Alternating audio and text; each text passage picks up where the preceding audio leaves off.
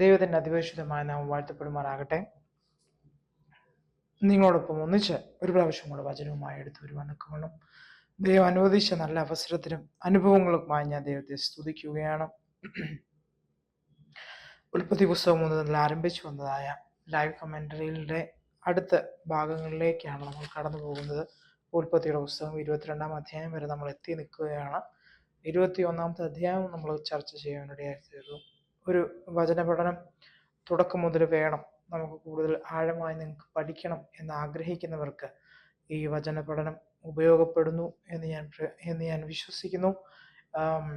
ആരെങ്കിലും ഇതിനു മുൻപേ ഉള്ളതായ അധ്യായങ്ങളിലെ റെഫറൻസുകൾ, അതിൻ്റെ വെളിപ്പാടുകൾ, അത് പുതിയ നിയമവുമായി എങ്ങനെ ബന്ധപ്പെട്ട് നിൽക്കുന്നു എന്ന് അറിയണമെന്ന് താല്പര്യമുണ്ടെങ്കിൽ തീർച്ചയായും എൻ്റെ ചാനൽ വിസിറ്റ് ചെയ്ത് ആ ചാനലിൽ ഉൾപ്പെട്ടിരിക്കുന്നതായ ഇതിനു മുൻപേ ഉള്ളതായ വീഡിയോസ് കാണണമെന്ന് ദയവായി നിങ്ങളെ ഞാൻ ഓർമ്മിപ്പിക്കുന്നു.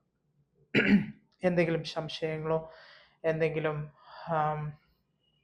ഡൗട്ടുകളോ അല്ലെങ്കിൽ ഒരു പ്രസംഗം പ്രിപ്പയർ ചെയ്യാൻ സമയത്ത് ഒരു റെഫറൻസിനായിട്ടോ ഒക്കെ ഈ വീഡിയോസ് പ്രയോജനപ്പെടുന്നു എന്ന് തന്നെയാണ് ഞാൻ വിശ്വസിക്കുന്നത്. Price the Lord. ദൈവം നമ്മൾ ഓരോരുത്തരെയും അനുഗ്രഹിക്കുമാറാകട്ടെ. അങ്ങനെ നമ്മൾ കഴിഞ്ഞ ദിവസം പറഞ്ഞു നിർത്തിയത് ഹാഗാറിനെയും അവൻ്റെ മകനായ ഇസ്മായിലിനെയും വീട്ടിൽ നിന്ന് പുറത്താക്കുന്ന അബ്രഹാമിനെ പറ്റിയിട്ടാണ്. ദൈവം അവനോട് പറയുന്നത്, നീ അവളെയും അവൻ്റെ മകനെയും പുറത്താക്കി കളക എന്ന് പറയുന്നു. ദൈവം പറയുന്നു, ദൈവത്തോട് ചോദിക്കുകയും ദൈവം അവനോട് പറയുകയും ചെയ്യുന്നു. അതിനുശേഷം അബ്രഹാം ഹാഗാറിൻ്റെയും ഇസ്മായിലിൻ്റെയും ജീവിതത്തിൽ ഇസ്മായിലെ അബ്രഹാം നിമിത്തം അനുഗ്രഹിച്ചവനായ ദൈവം അവനെ നിലനിർത്തുവാൻ ആവശ്യമായിരിക്കുന്ന എല്ലാ വഴികളും അവന് വേണ്ടി തുറന്നു കൊടുക്കുന്നു. അവൻ നല്ല ഒരു യൗവനക്കാരനായി, ഒരു വീരനായി, ഒരു വില്ലാളി വീരനായി തന്നെ വളർന്നു വരുന്നു എന്ന് പറയുന്ന അനുഭവങ്ങൾ നമുക്ക് കാണുവാൻ സാധിക്കും. Price the Lord. അങ്ങനെ ഉള്ള അനുഭവത്തിലൂടെയാണ് നമ്മൾ കഴിഞ്ഞ ദിവസം കടന്നുപോയത്. ദൈവം നമ്മെ ഇത്രത്തോളം സഹായിക്കുകയും കരുതുകയും ചെയ്തതിൽ എല്ലാത്തിനും ദൈവത്തിന് നന്ദിയും മഹത്വവും കരയറ്റുന്നു. Price the Lord. നമ്മൾ ന്യായപ്രമാണത്തിൽ നിന്ന് പുറത്തു വന്നവരാണ്. നമുക്കൊരിക്കലും ന്യായപ്രമാണവുമായിട്ടൊരു ബന്ധവുമില്ല. ന്യായപ്രമാണവുമായി ബന്ധമില്ല എന്ന് വെച്ചാൽ ന്യായപ്രമാണം തീർച്ചയായും നമ്മൾ അംഗീകരിക്കേണ്ടവരാണ്, അല്ലെങ്കിൽ അത് നമ്മൾ അംഗീകരിക്കുന്ന വ്യക്തികളാണ്, അല്ലെങ്കിൽ അത് നമ്മുടെ ഉപദേശത്തിൽ നമ്മൾ എടുക്കുന്ന വ്യക്തികളാണ്. പക്ഷേ ഒരിക്കലും ന്യായപ്രമാണത്തിന് കീഴിലുള്ളവരല്ല നാം എന്ന് പറയുന്ന അനുഭവം തെളിയിക്കാനായിട്ട് അപ്പോസ്തലനായ പൗലോസ് ഈ ഭാഗങ്ങളെ എടുക്കുന്നതായിട്ട് നമുക്ക് കാണുവാൻ സാധിക്കും. Price the Lord. ദൈവം നമ്മളെ അതിനായി ഓരോരുത്തരെയും സഹായിക്കുമാറാകട്ടെ. ഗലാത്യ ലേഖനത്തിലേക്ക് അടുത്തു വരുമ്പോൾ അതിൻ്റെ 3-ാം അധ്യായവും 4-ാം അധ്യായം, 3-ാം അധ്യായം നമ്മൾ കഴിഞ്ഞ ദിവസങ്ങളെല്ലാം ചർച്ച ചെയ്തതാണ്. ഇതുമായി ബന്ധപ്പെട്ട് തന്നെ, അല്ലെങ്കിൽ ലിവിങ് കമന്ററിയുമായി ബന്ധപ്പെട്ട് തന്നെ നാം 3-ാം അധ്യായം, ഗലാത്യ ലേഖനം 3-ാം അധ്യായം ചർച്ച ചെയ്തിട്ടുള്ളതാണ്. എന്താണ് വിശ്വാസം എന്ന് പറയുന്ന അനുഭവങ്ങളിലൂടെ എല്ലാം നമ്മൾ കടന്നു പോകുവാനിടയായി തീർന്നു. എന്നാൽ 4-ാം അധ്യായത്തിൻ്റെ 20-ാമത്തെ വാക്യത്തിലേക്ക് 23-ാമത്തെ വാക്യത്തിലേക്ക് വരുമ്പോൾ ഇപ്രകാരം എഴുതിയിരിക്കുന്നു: അബ്രഹാമിന് 2 പുത്രന്മാരായിരുന്നു ഉണ്ടായിരുന്നത്, ഒരുവൻ ദാസിയിൽ നിന്നും മറ്റവൻ സ്വതന്ത്രനിൽ നിന്നും എന്ന് എഴുതിയിരിക്കുന്നുവല്ലോ. ദാസിയുടെ മകൻ ജഡപ്രകാരവും സ്വതന്ത്രയുടെ മകൻ വാഗ്ദത്തപ്രകാരവും ജനിച്ചു. ഇതൊരു ദൃഷ്ടാന്തമാകുന്നു. ഈ സ്ത്രീകൾ 2 ഉടമ്പടികളത്രേ. ഒന്ന്, സീനായ് മലയിൽ നിന്നുണ്ടായി അടിമകളെ പ്രസവിക്കുന്നു, അത് ഹാഗാറാകുന്നു. ഹാഗാർ എന്നത് അറേബ്യയിലെ സീനായ് മലയെ സൂചിപ്പിക്കുന്നു. അവൾ ഇപ്പോഴത്തെ യെരൂശലേമിനോട് തുല്യമാകുന്നു. അവൾ തൻ്റെ മക്കളോടുകൂടെ അടിമത്തത്തിലല്ലോ കഴിയുന്നത്. മീതെയുള്ള യെരൂശലേമോ സ്വതന്ത്രയാകുന്നു. അവൾ തന്നെ അത്രേ നമ്മുടെ അമ്മ എന്ന് പറയുന്ന അനുഭവം ഉണ്ട്. അതിൻ്റെ 28-ാമത്തെ വാക്യത്തിലേക്ക് വരുമ്പോൾ, നാമോ സഹോദരന്മാരെ ഇസഹാക്കിനെ പോലെ വാഗ്ദത്തത്താൽ ജനിച്ച മക്കളാകുന്നു. എന്നാൽ അന്ന് ജഡപ്രകാരം ജനിച്ചവൻ ആത്മാവിനാൽ ജനിച്ചവനെ പീഡിപ്പിച്ചതുപോലെ ഇന്നും കാണുന്നു. തിരുവെഴുത്തെന്ന് പറയുന്നു, ദാസിയെയും മകനെയും പുറത്താക്കി കളക. ദാസിയുടെ മകൻ സ്വതന്ത്രയുടെ മകനോടുകൂടെ അവകാശിയാവുകയില്ല. അങ്ങനെ സഹോദരന്മാരെ, നാം ദാസിയുടെ മക്കളല്ല, സ്വതന്ത്രയുടെ മക്കളത്രേ എന്ന് പറയുന്ന അനുഭവം. ന്യായപ്രമാണത്തെക്കുറിച്ചാണ് കൃത്യമായി ഇവിടെ എഴുതിയിരിക്കുന്നത്. എന്തുകൊണ്ട് പൗലോസ് പുതിയ നിയമ വിശ്വാസികളുടെ ന്യായപ്രമാണത്തിന്റെ കാര്യത്തെക്കുറിച്ച് എഴുതിയിരിക്കുന്നു എന്ന് ചോദിച്ചു കഴിഞ്ഞാൽ, അവരുടെ ഇടയിൽ ഒന്ന് യേശുവിന്റെ കാലഘട്ടത്തിൽ നമുക്കറിയാവുന്നതുപോലെ ഒരുപാട് ന്യായപ്രമാണമോ ദൈവവചനമോ കൂടാതെ ഒരുപാട് അതിനോട് കൂട്ടിച്ചേർക്കുന്നതായ ഒരുപാട് കാര്യങ്ങൾ അവർ പിൻപറ്റുന്നതായിട്ട് നമുക്ക് കാണുവാൻ സാധിക്കും. അങ്ങനെ പിൻപറ്റുന്നതായ ആൾക്കാർ ഈ പുതിയ നിയമസഭയിലെ ക്രിസ്തീയ വിശ്വാസികളിലേക്ക് കടന്നു വരുന്നു. അതുകൂടാതെ തന്നെ അവർ ഒരു ഈ പരിച്ഛേദനക്കാർ എന്ന് പറയുന്ന ഒരു കൂട്ടം സഹോദരന്മാരിൽ നിന്ന് എഴുന്നേറ്റ് പരിച്ഛേദന ഏറ്റാൽ മാത്രമേ രക്ഷ പൂർണ്ണമാവുകയുള്ളൂ എന്നൊരു അഭിപ്രായം, ഒരു പ്രവൃത്തി, ഒരു ചിന്തയുമായി തന്നെ അവരുടെ അടുക്കിലേക്ക് വരികയും അവർ ഒരുപാട് പേരെ പരിച്ഛേദന ഏൽപ്പിക്കുകയും പരിച്ഛേദന ഏൽക്കാത്തവരെ സഭയിൽ കൂട്ടാതിരിക്കുകയും അങ്ങനെയുള്ളവർ വിശ്വാസികളല്ല എന്ന് പറയുന്ന ഒരു അനുഭവത്തിലേക്ക് അവർ എത്തുവാനിടയായിത്തീർന്നു. അതുകൊണ്ടാണ് പൗലോസ് ഗലാത്യ ലേഖനം 3-ാം അധ്യായത്തിലൊക്കെ അങ്ങനെ പ്രകാരം എഴുതിയിരിക്കുന്നത്.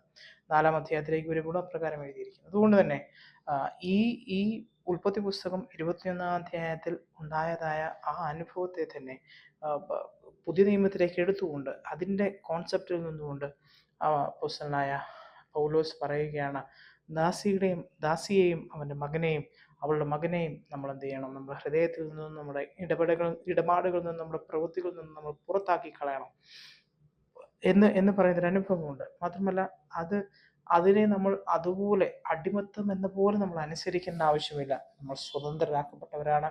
ഇപ്പോൾ നമ്മൾ വാഗ്ദത്തത്താൽ ജനിച്ചവരാണ്, കൃപയുടെ കീഴിലുള്ളവരാണ് എന്നാണ് ആ വചനങ്ങൾ സൂചിപ്പിക്കുന്നത്. അതുകൊണ്ട് തന്നെ ഈ സബ്ജക്റ്റ് ടച്ച് ചെയ്യുന്നത് ആരായിരുന്നാലും, അല്ലെങ്കിൽ ഹാഗാറിനെ പറ്റി അവളെ പുറത്താക്കുന്ന അനുഭവത്തെ പറ്റിയിട്ടൊക്കെ ഉൽപ്പത്തി പുസ്തകം 21-ാം അധ്യായം വായിക്കുകയും മനസ്സിലാക്കുകയും ചെയ്യുന്നത് ആരായിരുന്നാലും പുതിയ നിയമത്തിലേക്ക് വന്ന ഈ അധ്യായങ്ങളും കൂടെ കടന്നുപോയി അതിൽ നിന്ന് ദൈവികമായ മർമ്മങ്ങൾ പരിശോധിക്കണം. നമ്മൾ അങ്ങനെ തന്നെയാണോ ജീവിക്കുന്നത്? ഇന്നും ന്യായപ്രമാണം നമ്മൾ പരിശോധന ഏൽക്കാറില്ല. പക്ഷേ അതുപോലുള്ളതായ കൾച്ചറുകൾ, അതുപോലുള്ള സിസ്റ്റംസ്, എന്തെങ്കിലും വിഷയങ്ങൾ നമ്മളെ അടിമപ്പെടുത്തുന്നുണ്ടോ എന്ന് പറയുന്ന ഒരു അനുഭവം എന്ന് നമ്മൾ പരിശോധിച്ച് നമ്മളെ തന്നെ മനസ്സിലാക്കി നമ്മൾ സ്വാതന്ത്ര്യമാക്കപ്പെട്ടവരാണ്, സ്വാതന്ത്ര്യത്തിനായി വിളിക്കപ്പെട്ടവരാണ് എന്നുള്ള പൂർണ്ണമായ ബോധ്യത്തോടുകൂടെ ഇനിയും ഒരു അടിമത്തത്തിൻ്റെ മുഖത്തിലേക്ക് കടന്നു പോകാതെ വളരെ പക്വതയോടുകൂടെ തന്നെ തലയെ മുറുകെ പിടിച്ചുകൊണ്ട് ജീവിക്കണം എന്നാണ് പൗലോസ് അതിലൂടെ പറയുന്നത്. Price the Lord. അപ്പോൾ ഈ ഭാഗങ്ങൾ കടന്നുപോയപ്പോൾ ഈ അധ്യായം കൂടെ വായിക്കണം എന്ന് എനിക്ക് തോന്നി. അതുകൊണ്ടാണ് ദൈവത്തിന് ആത്മാവ് ഓർപ്പിച്ചതിനനുസരിച്ച് അതിലൂടെ കടന്നുപോയത്. Price the Lord. നമ്മളെ തന്നെ പരിശോധിക്കുക. അതെന്ത് തന്നെയായിരുന്നാലും ഓരോ ഡിനോമിനേഷനും ഓരോ കൾച്ചറുണ്ട്, ഓരോ അനുഭവങ്ങളുണ്ട്, അല്ലെങ്കിൽ അവർ നിർബന്ധം പിടിക്കുന്ന ഓരോ അനുഭവങ്ങളുണ്ട്. അപ്പം അങ്ങനെ നിർബന്ധം പിടിക്കുന്ന അനുഭവങ്ങളിലൂടെ കടന്നു പോകുമ്പോൾ എന്താ സംഭവിക്കുന്നതെന്നറിയാവോ? ദൈവത്തിൻ്റെ വചനം നമുക്ക് ഓരോ വിശ്വാസികൾക്കും തരുന്നതായ സ്വാതന്ത്ര്യം, ആ സ്വാതന്ത്ര്യം എൻജോയ് ചെയ്യുവാൻ തക്കവണ്ണം വിശ്വാസികൾക്ക് കഴിയുകയില്ല. മാത്രമല്ല അവർ ന്യായപ്രമാണത്തിന് കീഴിൽ എങ്ങനെ ആയിരുന്നു ആദിമസഭ ഭാരപ്പെട്ടിരുന്നത്, അല്ലെങ്കിൽ മറ്റു മതങ്ങളിൽ നിന്ന് കടന്നു വന്നതായ വ്യക്തികൾ എത്രമാത്രം ന്യായപ്രമാണത്തിൻ്റെ അടിമത്തത്തിലേക്ക് കടന്നു പോകുന്നതായ ഒരു സാഹചര്യം വന്നു, അതുപോലെ ഒരു അടിമത്തത്തിൻ്റെ ഒരു മതമായി തന്നെ, അല്ലെങ്കിൽ ഒരു മതമായി തന്നെ അതിൻ്റെ എല്ലാ നിയമങ്ങളും അനുസരിച്ച് ജീവിക്കുന്നൊരു അനുഭവമായി തന്നെ കടന്നു പോകുന്നൊരു അനുഭവത്തിലേക്ക് ഈ തലമുറയെ മാറരുത് എന്ന് ദൈവം നമ്മളെക്കുറിച്ച് ആഗ്രഹിക്കുന്നു. അതുകൊണ്ടാണ് പൗലോസിലൂടെ ആ വചനങ്ങൾ എഴുതി വെച്ചിരിക്കുന്നത്. നമ്മുടെ സ്വാതന്ത്ര്യം ഒരിക്കലും ആരും നമ്മളിൽ നിന്ന് പിടിച്ചു പറിക്കുവാനിടയാവരുത്. നമ്മൾ സ്വതന്ത്രരാക്കപ്പെട്ടവരാണ്. നമ്മൾ ജാതികളിൽ നിന്ന് വന്നവർ തന്നെയാണ്. അപ്പം അതിൽ ഉൾപ്പെട്ടിരിക്കുന്ന അനുഭവങ്ങൾ ദൈവവചനത്തിൽ മെൻഷൻ ചെയ്യാത്ത കാര്യങ്ങൾ വ്യക്തമായി കൃത്യമായി ചെയ്യുന്നത് കൊണ്ട് ഒരു കാരണവശാലും ഒരു തെറ്റല്ല. വിശ്വാസത്തിലൂടെയാണ് നമ്മൾ നീതീകരിക്കപ്പെട്ടത് എന്നുള്ളതായ പൂർണ്ണമായ ബോധ്യം നമുക്കുണ്ടായിരിക്കണം. മാത്രമല്ല ഒരു കാരണവശാലും ഒരു അടിമത്തത്തിൽ നിന്ന്, പിശാചിൻ്റെ അടിമത്തത്തിൽ നിന്ന് മറ്റൊരു അടിമത്തമായിരിക്കുന്ന ന്യായപ്രമാണത്തിൻ്റെ അടിമത്തത്തിലേക്ക് സഭ കടന്നു പോകരുത് എന്ന് ദൈവം നമ്മളെക്കുറിച്ച് ആഗ്രഹിക്കുന്നു. Price the Lord. അടുത്ത അധ്യായത്തിലേക്ക് വരുമ്പോൾ, ഉൽപ്പത്തിയുടെ പുസ്തകം 22-ാം അധ്യായത്തിലേക്ക് വരുമ്പോൾ നമ്മൾ എഴുതിയിരിക്കുന്ന വാക്യങ്ങൾ നമുക്ക് കടന്നു പോകാം. Praise Lord. ആദ്യത്തെ വാക്യങ്ങൾ ഇപ്രകാരം വായിക്കുന്നു: ഈ സംഭവത്തിന് ശേഷം ദൈവം അബ്രഹാമിനെ പരീക്ഷിച്ചു. അബ്രഹാമെ എന്ന് ദൈവം വിളിച്ചതിന് ഞാൻ ഇതാ എന്നവൻ പറഞ്ഞു. അപ്പോൾ ദൈവം അവനോട്, നിന്റെ മകനെ, നീ സ്നേഹിക്കുന്ന നിന്റെ ഏകജാതനായ ഇസഹാക്കിനെ കൂട്ടിക്കൊണ്ട് മോറിയ മധ്യേശത്തേക്ക് പോയി അവിടെ ഞാൻ നിന്നോട് കൽപ്പിക്കുന്ന ഒരു മലയിൽ അവനെ ഹോമയാഗമായി അർപ്പിക്ക എന്ന് അരുളിച്ചെയ്തു. അബ്രഹാം അതിരാവിലെ എഴുന്നേറ്റ് കഴുതയ്ക്ക് കോപ്പിട്ടു. തന്റെ ചെറുപ്പക്കാരനായ ദാസന്മാരിൽ രണ്ടുപേരെയും തന്റെ മകനായ ഇസഹാക്കിനെ കൂട്ടിക്കൊണ്ട് ഹോമയാഗത്തിന് വേണ്ട വിറകും കീറിയെടുത്തുകൊണ്ട് ദൈവം കൽപ്പിച്ച സ്ഥലത്തേക്ക് യാത്രയായി. മൂന്നാം ദിവസം അബ്രഹാം ദൃഷ്ടി ഉയർത്തി നോക്കിയപ്പോൾ ദൂരത്തായി ആ സ്ഥലം കണ്ടു എന്ന് പറയുന്ന അനുഭവം. Price the Lord. അതിനുശേഷം അബ്രഹാം തന്റെ ദാസന്മാരോട്, നിങ്ങൾ കഴുതയുമായി വിടിയിരിപ്പിൻ, ഞാനും ബാലനും ആ സ്ഥലത്ത് പോയി ആരാധന നടത്തിയ ശേഷം മടങ്ങി വരാമെന്ന് പറഞ്ഞു. അബ്രഹാം ഹോമയാഗത്തിനുള്ള വിറകെടുത്ത് തന്റെ മകനായ ഇസഹാക്കിന്റെ ചുമലിൽ വെച്ചു. തീയും കത്തിയും തന്റെ കയ്യിലെടുത്തു. അവർ ഇരുവരും ഒരുമിച്ച് യാത്രയായി. ഇസഹാക്ക് തന്റെ പിതാവായ അബ്രഹാമിനോട്, എന്റെ അപ്പ എന്ന് പറഞ്ഞു. ഇതാ മകനെ എന്നവൻ മറുപടി പറഞ്ഞു. ഇതാ തീയും വിറകുമുണ്ട്, എന്നാൽ ഹോമയാഗത്തിനുള്ള ആട്ടിൻകുട്ടി എവിടെ എന്നവൻ ചോദിച്ചു. അതിന് അബ്രഹാം, ദൈവം തനിക്ക് യാഗത്തിനായി ഒരു ആട്ടിൻകുട്ടിയെ കരുതിക്കൊള്ളും മകനെ എന്ന് ഉത്തരം പറഞ്ഞു. അങ്ങനെ അവർ ഇരുവരും ഒരുമിച്ച് നടന്നു. ദൈവം കൽപ്പിച്ചെന്ന സ്ഥലത്ത് അവരെത്തിയപ്പോൾ അബ്രഹാം അവിടെ ഒരു യാഗപീഠം പണിതു. അതിന്മേൽ വിറകടക്കി തന്റെ മകൻ ഇസഹാക്കിനെ ബന്ധിച്ച് യാഗപീഠത്തിന്മേൽ വിറകിന് മീതെ കിടത്തി എന്ന് പറയുന്ന അനുഭവം.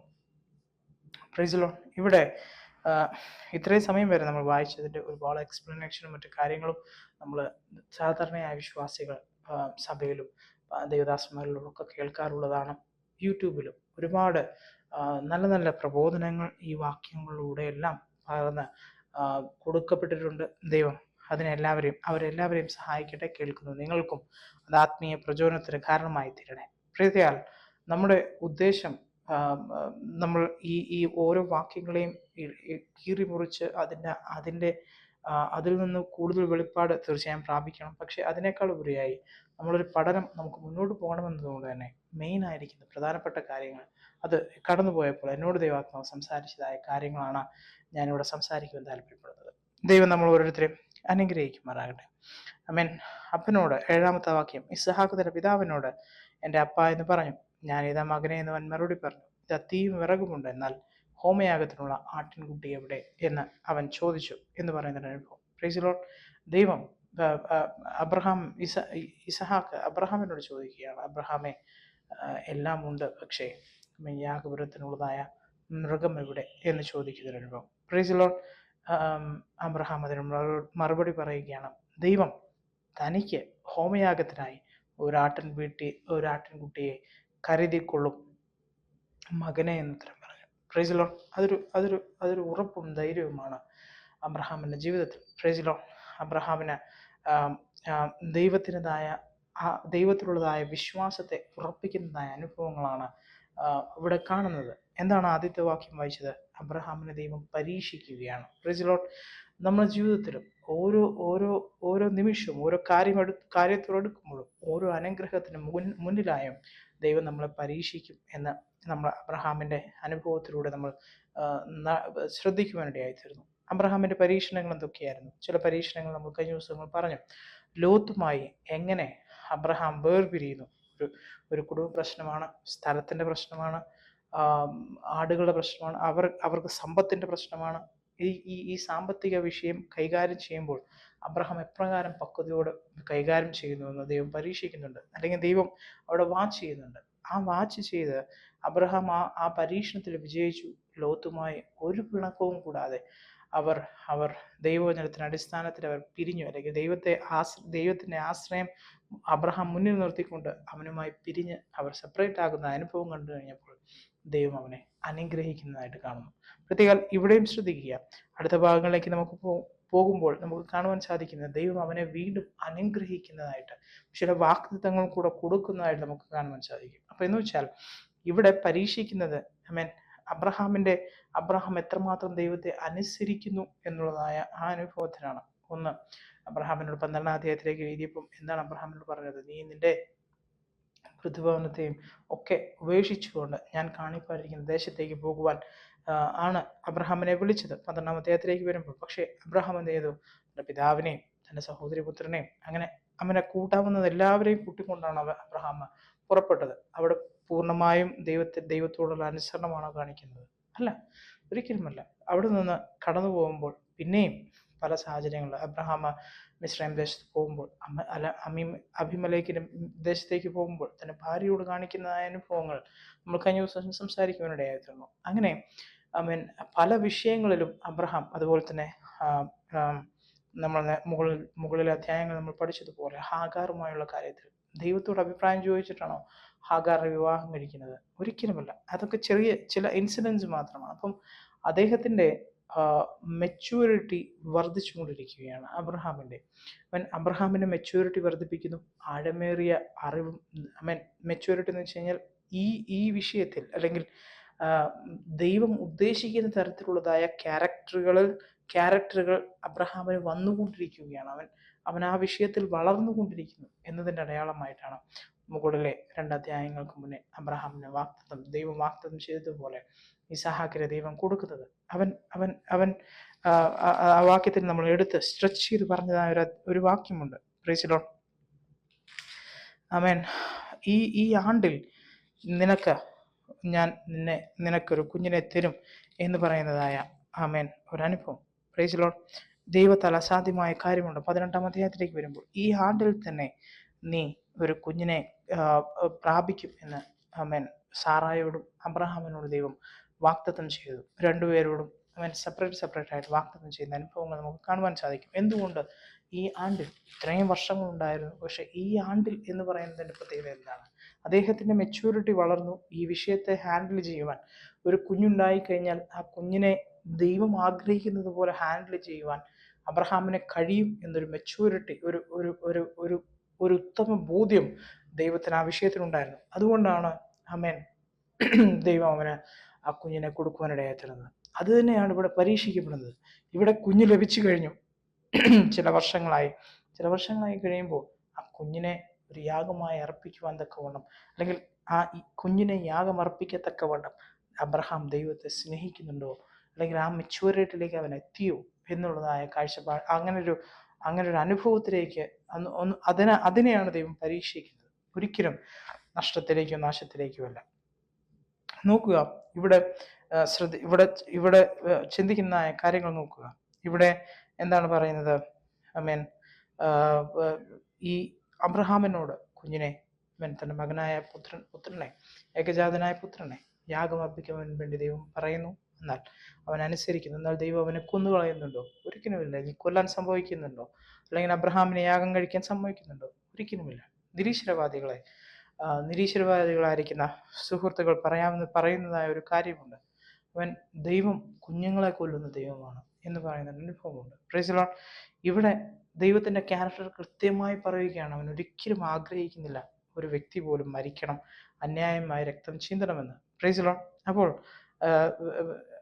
അന്യായമായ രക്തം ചീന്തരുതെന്ന് ദൈവം ആഗ്രഹിക്കുന്ന സമയത്ത് ദൈവത്തെ നമുക്ക് ആ രീതിയിൽ കുറ്റപ്പെടുത്തുവാൻ നമുക്ക് കഴിയുകയില്ല. പക്ഷെ മുന്നിലേക്കൊക്കെ വരുമ്പോൾ രാജാക്കന്മാരുടെ പുസ്തകങ്ങളും അതുപോലെ തന്നെ ന്യായാധിപന്മാരുടെ പുസ്തകങ്ങളിലേക്ക് വരുമ്പോൾ ദൈവം തന്നെ ഇസ്രായേൽ മക്കളോട് യുദ്ധം ചെയ്യുവാൻ വേണ്ടി പറയുന്ന അനുഭവങ്ങളുണ്ട്. കൃത്യമായി എഴുതി വെച്ചിരിക്കുന്ന അനുഭവങ്ങൾ എന്താണ് അവിടെ എഴുതി വെച്ചിരിക്കുന്നത്? അവരുടെ പാപം തികഞ്ഞു വരുന്നു, അവരുടെ പാപത്തിന്റെ കാലാവധി തികഞ്ഞു. അവർ ഭൂമിയിലുള്ള മറ്റ് ദേശത്തിലുള്ള ഏത് വ്യക്തികളെക്കാളും കൂടുതൽ പാപികളായി തീർന്നു. അധർമ്മത്തിന് കൂട്ടാളികളായി തീർന്നു. അല്ലെങ്കിൽ അവർക്ക് അവർ ജനിക്കുന്നതായ കുഞ്ഞുങ്ങൾ പോലും ആ പാപത്തിലൂടെയാണ് ജനിക്കുന്നത്. അത് എക്സ്ട്രീം ആയിരിക്കുന്ന ആ അനുഭവത്തിലൂടെയാണ് ജനിക്കുന്നത്. അത് ക്യാൻസറസ് ആണ്. അതിനെയാണ് ഇസ്രായേൽ മക്കളെ കൊണ്ട് അല്ലെങ്കിൽ ദൈവമക്കളെ കൊണ്ട് ദൈവം യുദ്ധം ചെയ്യിപ്പിച്ച് നശിപ്പിക്കുന്നത് എന്ന് നമുക്ക് ദൈവത്തിരുവചനത്തിൽ കൃത്യമായി ദൈവം അവിടെ പറയുന്ന അനുഭവങ്ങൾ നമുക്ക് കാണുവാൻ സാധിക്കും. ഒരിക്കലും ആ അനുഭവത്തിലൂടെ കടന്നു പോകുന്ന കുടുംബങ്ങളെ കൊല്ലുന്നത് കൊണ്ടോ സ്ത്രീകളെയും കുഞ്ഞുങ്ങളെയും കൊല്ലുന്നത് കൊണ്ടോ ദൈവത്തിനൊരു പ്രയോജനവുമില്ല. പക്ഷേ സോദോം ഗൊമോറ പോലെ തന്നെ, അതുപോലെ തന്നെ അതല്ലെങ്കിൽ അതിൻ്റെ അപ്പുറത്തായുള്ളതായ മ്ലേച്ഛതകൾ പ്രവർത്തിച്ച് അതിലൂടെ ജനിക്കുന്ന കുഞ്ഞുങ്ങളും അതിലൂടെ ജനിക്കുന്നതായ മൃഗസമ്പത്തുകളും ഒക്കെ ആ ദേശം അത്രയും കളങ്കമിട്ട് പോകുമ്പോൾ അവിടെ അതൊരു ക്യാൻസറസ് ആണ്. ആ ക്യാൻസറസ് ആയിരിക്കുന്ന അനുഭവത്തെ നശിപ്പിച്ചില്ലെങ്കിൽ ആ കൾച്ചറും ആ അനുഭവങ്ങളും ഇസ്രായേൽ മക്കളെ മാത്രമല്ല, ആ തലമുറയെ, വരുവാൻ പോകുന്ന തലമുറയെ അവൻ ഒക്കെ ബാധിക്കും എന്ന് പറയുന്ന അനുഭവമാണ് അവൻ നമുക്ക് കാണുവാൻ സാധിക്കുന്നത്. Praise Lord. ഇവിടെ ഈ ഉൽപ്പത്തിയുടെ പുസ്തകം 22-ാം അധ്യായത്തിലേക്ക് വരുമ്പോൾ ദൈവം അബ്രഹാമിനെ പരീക്ഷിക്കുന്നെങ്കിലും ഒരിക്കലും അവിടെ ഒരു നാശത്തിന് വേണ്ടിയിട്ടല്ല അബ്രഹാമിനെ പരീക്ഷിക്കുന്നത്. അവൻ്റെ മെച്യൂരിറ്റി, ഈ വിഷയമായ ദൈവത്തെ അനുസരിക്കുക എന്നുള്ള വിഷയത്തിൽ അവൻ്റെ മെച്യൂരിറ്റി എത്രമാത്രം ഉണ്ട് എന്ന് പരിശോധിക്കാൻ വേണ്ടിയിട്ടാണ് അബ്രഹാമിനെ ദൈവം തൊടുന്നതായ അല്ലെങ്കിൽ അവനെ പരീക്ഷിക്കുന്ന അനുഭവങ്ങളുള്ളത്. അവൻ അങ്ങനെ അബ്രഹാം തൻ്റെ വിശ്വാസം പ്രഖ്യാപിക്കുകയാണ്. ദൈവം തനിക്ക് വേണ്ടിയുള്ള യാഗത്തിനുള്ള ആട്ടിൻകുട്ടിയെ അവൻ ദൈവം തന്നെ കരുതിക്കൊള്ളും എന്ന് പറഞ്ഞുകൊണ്ട് അബ്രഹാം മുകളിലേക്ക് കയറുന്ന അനുഭവങ്ങൾ നമുക്ക് കാണുവാൻ സാധിക്കും. പിന്നെ 10-ാം വാക്യത്തിലേക്ക് വരുമ്പോൾ, പിന്നെ അബ്രഹാം തൻ്റെ മകനെ അറുക്കുന്നതിനായി കൈനീട്ടി കത്തിയെടുത്തു. അപ്പോൾ യഹോവയുടെ ദൂതൻ ആകാശത്തു നിന്ന് അബ്രഹാമേ അബ്രഹാമേ എന്ന് വിളിച്ചു. ഞാൻ ഇതാ എന്നവൻ വിളി കേട്ടു.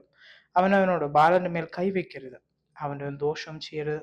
നിന്റെ മകനെ, നിന്റെ ഏകജാതനെ എനിക്ക് തരുവാൻ നീ മടിക്കാതിരുന്നതുകൊണ്ട് നീ ദൈവത്തെ ഭയപ്പെടുന്നുവെന്ന് ഞാൻ അറിയുന്നു എന്ന് അരുളി ചെയ്തു. Praise the lord. ആമേൻ. ഈ ഒരു അനുഭവം ഇതൊരിക്കലും ഒരു ഭയം എന്ന വാക്കല്ല അവിടെ പ്രത്യേകമായി ഉപയോഗിക്കേണ്ടതായ പദം. അതൊരു റെസ്പെക്റ്റാണ്, അതൊരു മെച്യൂരിറ്റിയുടെ ഭാഗമായിട്ടാണ്. ദൈവത്തെ ഞാൻ എന്ത് വന്നാലും അനുസരിക്കും എന്ന് പറയുന്നൊരു അനുഭവം. എത്ര പ്രതിസന്ധികളോട് കടന്നു പോയാലും ഞാൻ ദൈവത്തെ അനുസരിക്കും, ദൈവം എന്നെ അനുഗ്രഹിക്കും, ദൈവം എന്നോട് വാഗ്ദത്തം ചെയ്ത് നിവർത്തിക്കുവാൻ ശക്തനാണ് എന്നുള്ളതായ ആ ഉറപ്പാണ് അബ്രഹാമിനുണ്ടായിരുന്നത്. Praise the lord. ആമേൻ. അതിനുശേഷം അടുത്ത വാക്ക് എഴുതിയിരിക്കുകയാണ്, അബ്രഹാം ദൃഷ്ടികൾ ഉയർത്തി നോക്കിയപ്പോൾ അവൻ്റെ പിന്നിലായി കൊമ്പുകൾ കുറ്റിക്കാട്ടിൽ ഉടക്കിക്കിടക്കുന്ന ഒരു ആട്ടിൻകുട്ടനെ കണ്ടു. അബ്രഹാം ചെന്ന് ആട്ടിൻകുട്ടനെ എടുത്ത് അവൻ്റെ പുത്രന് പകരം ഹോമയാഗമായി അർപ്പിച്ചു. അബ്രഹാം ആ സ്ഥലത്തിന് യഹോവ ഈരെ, യഹോവ കരുതിക്കൊള്ളും എന്ന് പേരിട്ടു. യഹോവയുടെ പർവ്വതത്തിൽ അവൻ കരുതിക്കൊള്ളുമെന്ന് ഇന്ന് വരെയും പറഞ്ഞു വരുന്നു എന്ന് പറയുന്ന അനുഭവം. ആമേൻ. ഞാൻ നേരത്തെ പറഞ്ഞതുപോലെ 17-ാമത്തെ വാക്യത്തിലാണ് ദൈവം പരീക്ഷണത്തിന് ശേഷം അബ്രഹാമിനെ അനുഗ്രഹിക്കുന്നത്. Price the Lord. ഇങ്ങനെയാണ് അനുഗ്രഹിക്കുന്നത്: ഞാൻ നിന്നെ സമൃദ്ധിയായി അനുഗ്രഹിക്കും, നിന്റെ സന്തതി പരമ്പരകളെ ആകാശത്തിലെ നക്ഷത്രങ്ങളെ പോലെയും കടൽക്കരയിലെ മണത്തരികൾ പോലെയും അത്യധികമായി വർദ്ധിപ്പിക്കും. നിന്റെ സന്തതി അവരുടെ ശത്രുക്കളുടെ നേരം അവകാശമാക്കും. നിന്റെ വാക്കനുസരിച്ചതുകൊണ്ട് നിന്റെ സന്തതിയിലൂടെ ഭൂമിയിലെ സകല ജനതകളും അനുഗ്രഹിക്കപ്പെടും. അനന്തരം അബ്രഹാം തന്റെ ദാസന്മാരോടുകൂടെ അടുക്കൽ തിരിച്ചെത്തി അവർ ഒരുമിച്ച് ബേത്ശേബിലേക്ക് മടങ്ങി. അബ്രഹാം ബേത്ശേബിൽ പാർത്തു എന്ന് പറയുന്ന അനുഭവം. Price the Lord. ഇതിനെക്കുറിച്ച് പുതിയ നിയമത്തിലേക്ക് വരുമ്പോഴാണ് നമ്മൾ അതിൻ്റെ കൂടുതൽ എക്സ്പ്ലനേഷൻ കാണുന്നത്. എബ്രായ ലേഖനം, നമ്മൾ ഗലാത്യ ലേഖനം കഴിഞ്ഞ ദിവസം സംസാരിക്കുവാനിടയായി തീർന്നു. അതുപോലെ തന്നെ കൊലോസ് ലേഖനം സംസാരിക്കുവാനിടയായി തീർന്നു. റോമാലേഖനം സംസാരിക്കുവാനിടയായി തീർന്നതിന് ശേഷം എബ്രായ ലേഖനം അതിൻ്റെ 11-ാം അധ്യായത്തിൽ വിശ്വാസ വീരന്മാരുടെ കൂട്ടത്തിൽ അബ്രഹാമിൻ്റെ പേരെഴുതിയിട്ടുണ്ട്. എന്തിനു വേണ്ടിയിട്ടാണ് അബ്രഹാമിൻ്റെ പേരെഴുതിയത് എന്നും കൂടെ ആ വാക്യം കൃത്യമായി എടുത്ത് നമുക്ക് പരിശോധിക്കാം. Praise the lord. ആമേൻ. 11-ാം വാക്യത്തിലേക്ക് വരുമ്പോൾ, വിശ്വാസത്തിൽ സാറയും വാഗ്ദത്തം ചെയ്തവനെ വിശ്വസ്തനെന്ന് കരുതിയതിനാൽ പ്രായം കഴിഞ്ഞിട്ടും പുത്രോത്ഭവത്തിന് ശക്തി പ്രാപിച്ചു എന്ന് പറയുന്ന അനുഭവം. ഒരിക്കലും അബ്രഹാമിനോട് മാത്രമല്ല ദൈവം വാഗ്ദത്തം ചെയ്തത്, സാറയോടും കൂടെയാണ്. അത് തന്നെയാണ് പൗലോസ് കൂടെ എടുത്തു പറയുന്നത്. ആ വചനങ്ങളെ, ആ വെളിപ്പാടിനെ കൺഫേം ചെയ്യാനും കൂടെയാണ് ദൈവത്തിൻ്റെ വചനം അവൻ ഇവിടെ എടുത്തു പറഞ്ഞിരിക്കുന്നത്. 11-ാമത്തെ വാക്യം അതിൻ്റെ 12-ാം വാക്യത്തിലേക്ക് വരുമ്പോൾ, അതുകൊണ്ട് ഒരുവന് മൃതപ്രായനായവന് തന്നെ പെരുപ്പത്തിൽ ആകാശത്തെ നക്ഷത്രങ്ങളെ പോലെയും കടൽപ്പുറത്തെ എണ്ണുവാൻ കഴിയാത്ത മണൽ പോലെയും സന്തതികൾ ജനിച്ചു. ഇവരെല്ലാവരും വാഗ്ദത്തം ചെയ്തിരിക്കുന്നത് പ്രാപിക്കാതെ ദൂരത്ത് നിന്ന് അത് കണ്ട അഭിവാദ്യം ചെയ്ത് ഭൂമിയിൽ തങ്ങൾ അന്യരും പരദേശികളും നേറ്റു പറഞ്ഞു വിശ്വാസത്താൽ മരിച്ചു എന്ന് പറയുന്ന അനുഭവങ്ങൾ നമുക്ക് കാണുവാൻ സാധിക്കും. ആമേൻ. അതിൻ്റെ 17-ാമത്തെ വാക്യത്തിലാണ് അബ്രഹാമിന്റെ വിശ്വാസത്താൽ അബ്രഹാം താൻ പരീക്ഷിക്കപ്പെടുമ്പോൾ ഇസഹാക്കിനെ യാഗമർപ്പിച്ചു എന്ന് പറയുന്ന അനുഭവങ്ങളുള്ളത്. എബ്രായ ലേഖനം 11-ാം അധ്യായം 17-ാം വാക്യം പ്രകാരം വായിക്കുന്നു: വിശ്വാസത്താൽ അബ്രഹാം താൻ പരീക്ഷിക്കപ്പെട്ടപ്പോൾ ഇസഹാക്കിനെ യാഗമർപ്പിച്ചു. വാഗ്ദത്തം ലഭിച്ചിരുന്നിട്ടും അവൻ തന്റെ ഏകജാതനെ അർപ്പിക്കുവാൻ തയ്യാറായി. ഇസഹാക്കിൽ നിന്ന് ജനിക്കുന്നവർ നിന്റെ സന്തതി എന്ന് വിളിക്കപ്പെടുമെന്ന് അവന് അരുളപ്പാട് ലഭിച്ചിരുന്നു. എന്നാൽ മരിച്ചവരുടെ ഇടയിൽ നിന്ന് ഉയർപ്പിക്കുവാൻ ദൈവം ശക്തനെന്നവൻ മനസ്സിൽ കരുതുകയും അവരുടെ ഇടയിൽ എഴുന്നേറ്റവനെ പോലെ അവനെ തിരികെ പ്രാപിക്കുകയും ചെയ്തു എന്ന് പറയുന്ന അനുഭവം നമ്മൾ കാണുവാൻ സാധിക്കും. ഈ വചനങ്ങൾ ഓർമ്മയിൽ വെക്കുക, ധ്യാനിക്കുക. ദൈവത്തിന്റെ പരിശുദ്ധാത്മാവ് എന്താണ് ഇതിലൂടെ പറയുന്നതെന്ന് ശ്രദ്ധിക്കുക. എന്താണ് പറയുന്നത്? വിശ്വാസത്താൽ, ദൈവത്തിലുള്ള വിശ്വാസത്താൽ അബ്രഹാം പരീക്ഷിക്കപ്പെട്ടപ്പോൾ ഇസഹാക്കിനെ യാഗമർപ്പിച്ചു. അവൻ വാഗ്ദത്തം ലഭിച്ചിട്ടും തൻ്റെ ഏകജാതനെ അർപ്പിക്കുവാൻ അവൻ തയ്യാറായി എന്ന് പറയുന്ന അനുഭവം. അബ്രഹാം ഈ വാഗ്ദത്തങ്ങൾ നമ്മൾ കഴിഞ്ഞ ദിവസം പറയാനിടയായി തീർന്നു അല്ലേ? അതിന് ഇവിടെ എടുത്തു പറയുകയാണ്, ഇസഹാക്കിൽ നിന്ന് ജനിക്കുന്നവർ നിന്റെ സന്തതി എന്ന് വിളിക്കപ്പെടും എന്ന് അവന് അരുളപ്പാട് ലഭിച്ചിരുന്നു എന്ന് പറയുന്ന അനുഭവം. ഇസഹാക്കിൽ നിന്ന് ലഭിച്ചവരാണ് അബ്രഹാമിക സന്തതി. ദാസിയെയും പുത്രനെയും പുറത്താക്കി കളക എന്ന് നമ്മൾ ഗലാത്യ ലേഖനത്തിൽ വായിച്ചു അല്ലേ? അപ്പൊ എന്ന് പറയുന്നത് പോലെ ഇസഹാക്കിൽ നിന്ന് ജനിച്ചവരാണ് അബ്രഹാമിന്റെ സന്തതി എന്ന് അബ്രഹാമിന് കൃത്യമായ ധാരണയുണ്ടായിരുന്നു. അവനോട് ദൈവം അത് വാഗ്ദത്തം ചെയ്തതുമാണ്. അത് മാത്രമല്ല, ഇത്രയും പ്രശ്നങ്ങളിലൂടെ കടന്നു പോയ വ്യക്തിയാണ്. 25 വർഷത്തോളം അവൻ കാത്തിരുന്നതാണ് ആ ഇസഹാക്ക് ജനിക്കുവാനായിട്ട്.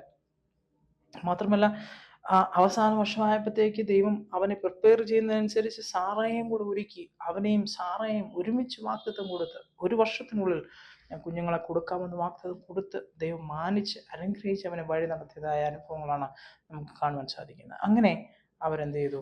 അവർ ദൈവത്താൽ അനുഗ്രഹിക്കപ്പെട്ടവരാകും എന്നുള്ള വാഗ്ദത്തം ലഭിച്ചിട്ടും, ഇസഹാക്കിന്റെ സന്തതി അവന്റെ മക്കളായിത്തീരുമെന്നുള്ള വാഗ്ദത്തം ലഭിച്ചിട്ടും അവൻ സ്വന്തം മകനെ ദൈവസന്നിധിയിൽ അർപ്പിക്കുമെന്ന കോണം അവൻ തയ്യാറായി. അവന്റെ മെച്യൂരിറ്റിയാണ് അവൻ കാണിക്കുന്നത്, അവന്റെ വിശ്വാസത്തെയാണ്, അവന്റെ വിശ്വാസത്തിലുള്ള പക്വതയാണ് ആ വിഷയത്തിൽ നമുക്ക് കാണുവാൻ സാധിക്കുന്നത്. മരിച്ചവരുടെ ഇടയിൽ നിന്ന് ഉയർപ്പിക്കുവാൻ ദൈവം ശക്തനെന്ന് അവൻ മനസ്സിൽ കരുതുകയും അവരുടെ ഇടയിൽ നിന്ന് എഴുന്നേറ്റകളെ പോലെ അവനെ തിരികെ പ്രാപിക്കുകയും ചെയ്തു എന്ന് പറയുന്ന അനുഭവം. Price the Lord. ഇവിടെ പറയുന്നത് ശ്രദ്ധിക്കുന്ന ഒരു കാര്യം എന്താ? മനസ്സിൽ കരുതി എന്ന് പറയുന്ന അനുഭവം. ഒരിക്കലും ഒരു മകനെ യാഗമർപ്പിക്കുവാൻ വേണ്ടി കൊണ്ടുപോകുമ്പോൾ അബ്രഹാമിന്റെ മനസ്സിൽ നല്ല ചിന്തകളൊന്നും മാനുഷികമായി വരാനൊരു സാധ്യതയില്ല. പക്ഷേ താൻ തൻ്റെ മനസ്സിൽ കരുതി. എന്താണ് കരുതിയത്? എല്ലാ ചിന്തകളെയും എല്ലാ അനുഭവങ്ങളെയും എന്തുകൊണ്ട് എനിക്കിത് സംഭവിച്ചു എന്നുള്ളതായ, അല്ലെങ്കിൽ എന്തുകൊണ്ട് എനിക്കിത് സംഭവിക്കുന്നു, എന്തുകൊണ്ട് ദൈവം എന്നോട് ഇത് ചോദിക്കുന്നു, ദൈവത്തിന് അറിയാവുന്നതല്ല ഇതിലൂടെയാണ് എനിക്ക് അനുഗ്രഹം വരുന്നത് എന്ന് തുടങ്ങി ഒരുപാട് ചിന്താതികൾ സ്വാഭാവികമായ അബ്രഹാമിന് വന്നിട്ടുണ്ടാവാം. അല്ല, അബ്രഹാമിനെ കുറിച്ചുകൂടെ പറയുന്നത് എന്തുവാണ്? അവൻ മനസ്സിൽ കരുതി. എന്ത് മനസ്സിൽ കരുതി? മരിച്ചവരിൽ നിന്ന് ഇടയിൽ നിന്ന് ഉയർപ്പിക്കുവാൻ ദൈവം ശക്തനാണ്. മാത്രമല്ല, തൻ്റെ വാഗ്ദത്തങ്ങൾ നിവർത്തിക്കുവാനും ദൈവം ശക്തനാണെന്നുള്ളതായ അവൻ ആ ബോധ്യത്തോടും ആ ഉറപ്പും ധൈര്യവും അബ്രഹാമിന്റെ ഹൃദയത്തിൽ സംഗ്രഹിക്കുവാൻ ഇടയായിത്തീർന്നു. ദാവീദിനെ കുറിച്ച് നമ്മൾ കഴിഞ്ഞ ദിവസം പറഞ്ഞതുപോലെ അവൻ ദൈവത്തിൽ തന്നെ പ്രചോദനം കൊടുക്കുന്ന ഒരു വ്യക്തിയായിരുന്നു. ദൈവത്തിൽ തന്നെ ബലപ്പെടുത്തുന്ന ഒരു വ്യക്തിയായിരുന്നു.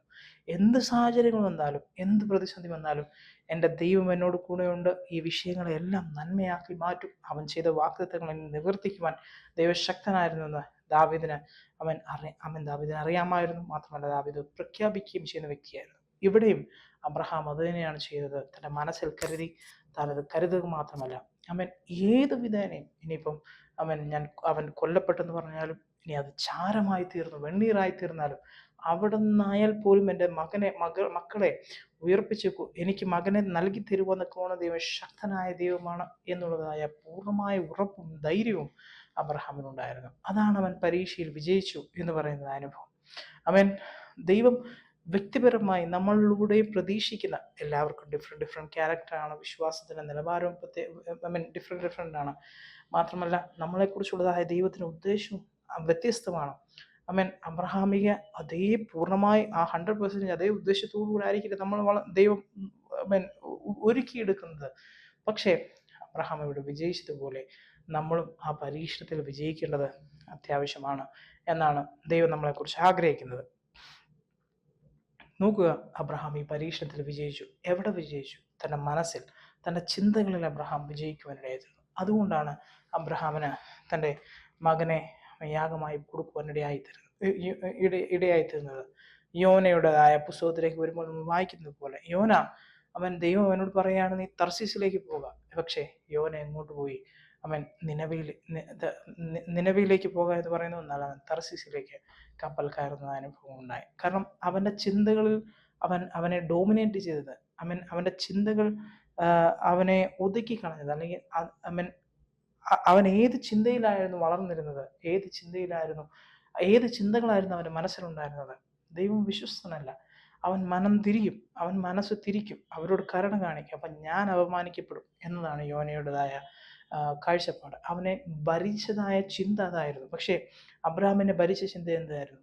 എന്ത് തരം പ്രശ്നങ്ങളാണോ ആമേൻ എൻ്റെ ജീവിതത്തിലുള്ളത്, ഇനി എൻ്റെ മകൻ ആമേൻ ചാരമായി തീർന്നു എന്ന് പറഞ്ഞാലും ആ ചാരത്തിൽ നിന്ന് പോലും എനിക്ക് എൻ്റെ മകനെ ആമേൻ ഒരുക്കി തരുവാൻ ദൈവം ശക്തനാണ് എന്നുള്ള കൃത്യമായ ബോധ്യം അബ്രഹാമിനുണ്ടായിരുന്നു. ആമേൻ ബോധ്യമുണ്ടായിരുന്നു മാത്രമല്ല, അതാണ് അവൻ്റെ വിശ്വാസം അവനെ തെളിയിക്കുന്നത്. മാത്രമല്ല, ഒരു ഒരു ഒരു സാധാരണക്കാരായിരിക്കുന്ന വ്യക്തിയിൽ നിന്ന്, അല്ലെങ്കിൽ അവൻ ദൈവം പറഞ്ഞിരിക്കുന്ന ഒരു കാര്യം പറഞ്ഞപ്പോൾ അതിനോട് ചേർത്ത് ദൈവത്തെ അനുസരിച്ചില്ലെന്നല്ല, അതിനോട് ചേർത്ത് ദൈവം പറഞ്ഞിട്ടില്ലാത്ത കാര്യങ്ങളും ചെയ്യുന്നതായ അവൻ തൻ്റെ പിതാവിനെയും തൻ്റെ കുടുംബാംഗങ്ങളെയും എല്ലാം ചേർത്ത് കൊണ്ടു നടക്കുന്ന ഒരു അബ്രഹാമിൽ നിന്ന് നേരെ വളർന്ന് അവൻ ദൈവമേ നീ എന്താണോ പറയുന്നത് ഞാനത് ചെയ്യാൻ തയ്യാറാണ് എന്ന് പറയുന്ന ഒരു അബ്രഹാമിലേക്കുള്ള വളർച്ച, അത് വലിയൊരു വളർച്ച തന്നെയാണ്. ദൈവം നമ്മളെക്കുറിച്ച് ആഗ്രഹിക്കുന്നതും അവൻ ഇങ്ങനൊരു വളർച്ച നമ്മുടെ ജീവിതത്തിൽ ഉണ്ടാകണം എന്ന് തന്നെയാണ്. തീർച്ചയായും ദൈവം പരീക്ഷിക്കുമോ? തീർച്ചയായും ദൈവം പരീക്ഷിക്കും. അവൻ ദോഷങ്ങളാൽ പരീക്ഷിക്കുമോ? ഒരിക്കലും ദോഷങ്ങളാൽ പരീക്ഷിക്കില്ല. Praise the lord. അതുകൊണ്ട് തന്നെയാണ് നമ്മൾ രോഗത്തിനെയൊക്കെ നമ്മൾ ശാസിക്കുകയും ഭത്സിക്കുകയും ചെയ്തത്. കാരണം ദോഷങ്ങളാൽ പരീക്ഷിക്കുന്ന ദൈവമല്ല, മോഹങ്ങളാൽ കുടുങ്ങിപ്പോയി പിശാചിന്റെ തന്ത്രങ്ങളിൽ കുടുങ്ങിപ്പോകുന്നത് നമ്മൾ ഓരോരുത്തരുമാണ് എന്നുള്ളതായ കാഴ്ചപ്പാടിലാണ് യാക്കോബിന്റെ ലേഖനം 1-ാം അധ്യായത്തിലേക്ക് വരുമ്പോൾ എഴുതിയിരിക്കുന്നത്. Price the Lord. ഞാൻ അങ്ങോട്ട് കൂടുതലായി അങ്ങോട്ട് പോകുന്നില്ല. പക്ഷേ ഇവിടെ വചനത്തിൽ എഴുതിയിരിക്കുന്ന അനുഭവങ്ങൾ എന്താണ് വായിച്ചത്? ദൈവം മരിച്ചവരുടെ ഇടയിൽ നിന്ന് ഉയർപ്പിക്കുവാൻ ദൈവം ശക്തനെന്നവൻ മനസ്സിൽ കരുതുകയും അവരുടെ ഇടയിൽ നിന്ന് എഴുന്നേറ്റവനെ പോലെ അവനെ തിരികെ പ്രാപിക്കുകയും ചെയ്തു എന്ന് പറയുന്ന അനുഭവം. Price the Lord. ദൈവം നമ്മൾ ഓരോരുത്തരെയും അനുഗ്രഹിക്കുമാറാകട്ടെ. നമ്മുടെ സാഹചര്യങ്ങൾ വ്യത്യസ്തമായിരിക്കാം. ആമേൻ. നമുക്ക് ചിലരെ സംബന്ധിച്ച് സാമ്പത്തികമായ വിഷയത്തിൽ വളരെയധികം ഭാരപ്പെടുന്നവരായിരിക്കാം. മുന്നിൽ ഒന്നും കാണുന്നില്ലായിരിക്കാം. വളരെ ഇടുക്കവും ഞെരുക്കവുമായിരിക്കാം നമ്മുടെ ജീവിതത്തിലുള്ളത്. സാലറി വളരെ കുറഞ്ഞവരായി, സാഹചര്യങ്ങളിൽ മറ്റു വരുമാന മാർഗങ്ങളൊന്നും തെളിഞ്ഞു വരാത്തവരായി, ഉള്ള വരുമാനം പോലും നഷ്ടപ്പെടുന്നു എന്ന് പറയുന്നതായ, അല്ലെങ്കിൽ കുറഞ്ഞു വരുന്ന അനുഭവം എന്ന് പറയുന്ന അനുഭവങ്ങളിലൂടെ ഒക്കെ കടന്നു പോകുന്നതായ വ്യക്തികളായിരിക്കും നമ്മൾ ഓരോരുത്തരും. പക്ഷേ ദൈവത്തിന് വചനം നമുക്ക് ഉറപ്പ് തരുന്നൊരു കാര്യമുണ്ട്, അല്ലെങ്കിൽ അബ്രഹാമിന്റെ അനുഭവം നമുക്ക് ഉറപ്പ് തരുന്നൊരു കാര്യമുണ്ട്.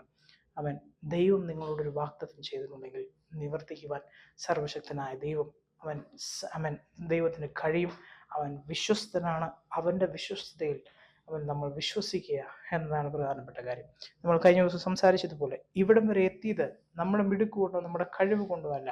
നമ്മുടെ മിടുക്കുകൊണ്ടോ നമ്മുടെ കഴിവ് കൊണ്ടോ അല്ല നമ്മൾ ഇവിടെ എത്തിയത് എന്ന് കൃത്യമായ ബോധ്യമുണ്ടെങ്കിൽ നമുക്ക് ഓരോ സാഹചര്യങ്ങളും, പഴയ സമയങ്ങളിൽ, കഴിഞ്ഞ വർഷങ്ങളിൽ, കഴിഞ്ഞ ദിവസങ്ങളിൽ ദൈവം ചെയ്ത ഓരോ അത്ഭുതങ്ങളെയും അടയാളങ്ങളെയും വീരപ്രവൃത്തികളെയും നമുക്ക് ഓർത്ത് ദൈവത്തെ മഹത്വീകരിക്കുവാൻ പറ്റും. ഏത് സാഹചര്യത്തിലായിരിക്കുമ്പോൾ, കണ്ണുനീരിന്റെ താഴ്വരയിലൂടെ കടക്കുമ്പോഴും.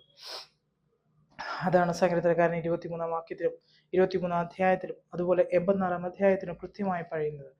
അവർ കണ്ണുനീർ താഴ്വരയിൽ കൂടെ നടക്കുമ്പോൾ ദൈവം അതിനെ ജലാശയമായി തീർക്കുന്നു, മുൻമഴയാൽ അത് അനുഗ്രഹപൂർണ്ണമായി തീരുന്നു എന്ന് പറയുന്ന അനുഭവം.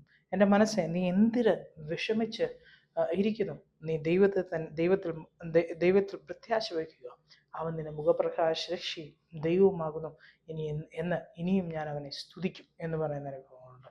Price the lord. നമുക്ക് ഇപ്പോൾ നമ്മുടെ സാഹചര്യങ്ങൾ, ഇപ്പോൾ നമ്മളായിരിക്കുന്ന സാഹചര്യവും അനുഭവങ്ങളും വലുതായി നമുക്ക് തോന്നിയിരിക്കാം. പക്ഷേ ഇതിനേക്കാളെല്ലാം വലിയവനാണ് നമ്മുടെ ദൈവം എന്ന് മാത്രമല്ല, നമ്മളെക്കുറിച്ച് ഓരോരുത്തരെക്കുറിച്ചും ദൈവത്തിന് ഓരോ പർപ്പസുകളുണ്ട്. നമുക്ക് തന്നിരിക്കുന്ന മക്കളെക്കുറിച്ച്, നമുക്ക് തന്നിരിക്കുന്ന നന്മകളെക്കുറിച്ച്, നമുക്ക് തന്നിരിക്കുന്ന സാമ്പത്തികം, ആരോഗ്യം, ശാരീരികമായ അനുഭവങ്ങൾ, സൗന്ദര്യം, എല്ലാത്തിനും ദൈവത്തിനൊരു പർപ്പസ് ഉണ്ട്. ദൈവത്തെ പൂർണ്ണമായി അനുസരിക്കുക എന്നതാണ് നമ്മുടെ പ്രധാനപ്പെട്ട കാര്യം. നമ്മുടെ ചിന്തകളിലേക്ക് വരുന്നതായ എല്ലാ നെഗറ്റീവ് തോട്ട്സിനെയും, ഒരു കാര്യം ദൈവം പറഞ്ഞാൽ അതിനെതിരായി വരുന്നതായ, അല്ലെങ്കിൽ ദൈവം ഒരു വാഗ്ദത്തം ചെയ്തു കഴിഞ്ഞാൽ അതിനെതിരെ വരുന്നതായ എല്ലാ ചിന്താഗതികളെയും, അയ്യോ എൻ്റെ സാഹചര്യം ഇങ്ങനെയാണല്ലോ, ദൈവം എന്തിനാ എന്നോട് വെറുതെ വാഗ്ദത്തം ചെയ്തത്, വെറുതെ എന്നെ കള്ളത്തരമാണോ എന്നോട് പറഞ്ഞത് എന്ന് ചോദിക്കുന്നവരുണ്ട്. ഒരിക്കലും ദൈവം കള്ളം പറഞ്ഞിട്ടില്ല. പ്രൈസ്. പക്ഷേ നമ്മുടെ ചിന്തകളെ നമ്മൾ കീഴടക്കുമെന്നൊക്കെ വേണം തയ്യാറാണ്. അങ്ങനെ കീഴടക്കി കഴിയുമ്പോൾ ദൈവത്തിൻ്റെ പ്രവൃത്തികൾ നമ്മുടെ ജീവിതത്തിൽ കാണുവാനിടയായി തീരും. ഈ പരീക്ഷണഘട്ടം കഴിയുമ്പോൾ ദൈവത്തിൻ്റെ അനുഗ്രഹങ്ങളും ആശീർവാദങ്ങളും നമ്മുടെ ജീവിതത്തിൽ കൃത്യമായി വെളിപ്പെടുക തന്നെ ചെയ്യും. കഴിഞ്ഞ നാളുകൾ വിശ്വസ്തനായിരുന്നവൻ, ഇത്രത്തോളം അത്ഭുതകരമായി നമ്മൾ നടത്തിയവൻ, ഇനിയും നമ്മൾ അത്ഭുതകരമായി നടത്തുവാൻ ശക്തനാണ്. ദൈവത്തിൽ പൂർണ്ണമായ വിശ്വാസം വയ്ക്കുക. അതാണ് അബ്രഹാമി അനുഭവങ്ങൾ നമ്മളെ കാണിക്കുന്നത്. ദൈവം നമ്മൾ ഓരോരുത്തരും അനുഗ്രഹിക്കുമാറാകട്ടെ. ഒരു നിമിഷം പ്രാർത്ഥിക്കാം. നല്ലവനായ ദൈവമേ, ഇന്ന് മാനസികമായ പ്രയാസങ്ങളിലൂടെ കടന്നു പോകുന്ന എല്ലാ വ്യക്തികളെയും പാദപീഠത്തിലേക്ക് വെച്ച് പ്രാർത്ഥിക്കുന്നു. നീ അവരെ തുടരണമേ, നീ അവരെ കരുതണമേ. ദൈവികമായ മഹത്വവും അനുഗ്രഹങ്ങളും അവരുടെ ജീവിതത്തിൽ കാണുവാൻ തക്കവണ്ണം നീ ഒന്ന് സഹായിക്കണമേ എന്ന് അപേക്ഷിക്കുന്നു. ഇന്ന് അവരുടെ സാഹചര്യങ്ങൾ ഒരുപക്ഷെ വളരെ ഞെരുക്കവും പ്രയാസങ്ങളും കടഭാരവും ബുദ്ധിമുട്ടുകളിലൂടെ കടന്നു പോകുന്നവരായിരിക്കാം. ഒരുപക്ഷെ മാറാ രോഗങ്ങൾ തങ്ങളുടെ ജീവിതത്തിലുള്ളതെന്ന് അവർ ചിന്തിക്കുന്നവരായിരിക്കാം, അല്ലെങ്കിൽ രോഗങ്ങളിലൂടെ കടന്നു പോകുന്നവരായിരിക്കാം. മക്കളുടെ അനുഭവങ്ങൾ കണ്ട് പെരുക്കുന്നവരായിരിക്കാം. വിഷയങ്ങളിലൂടെ കടന്നു പോകുമ്പോൾ ആത്മഹത്യ മാത്രമേ ശരണമെന്ന് പറഞ്ഞിരിക്കുന്ന വ്യക്തികളായിരിക്കാം. ഞാൻ ഈ സാഹചര്യത്തിൽ എന്ത് ചെയ്യും എന്ന് ചിന്തിക്കുന്നവരായിരിക്കാം. പക്ഷേ ദൈവത്തിന്റെ വചനത്തിൽ എഴുതിയിരിക്കുന്ന പോലെ അബ്രഹാം പരീക്ഷിക്കപ്പെട്ടപ്പോൾ അവൻ എങ്ങനെ വിജയിച്ചു? ദൈവത്തിലുള്ള വിശ്വാസത്താൽ. ആ വിശ്വാസത്താൽ തന്നെ ഞങ്ങൾ ഓരോരുത്തരും വിജയിക്കുവാന്ന കോണം സ്റ്റെപ്പ് എടുത്ത് വയ്ക്കുവാന്ന കോണം നീ ഒന്ന് സഹായിക്കണമേ. ദൈവം എന്താണോ ഞങ്ങളോട് പറഞ്ഞിരിക്കുന്നത്, ഇന്ന് എന്ന് പറയുന്ന ദിവസം എന്താണോ ദൈവം എന്നോട് പറയുന്നത്, ഇന്നലെ എന്ന ദിവസം പറഞ്ഞതായ സമയത്ത് ഞാനത് ചെയ്തിട്ടുണ്ടോ?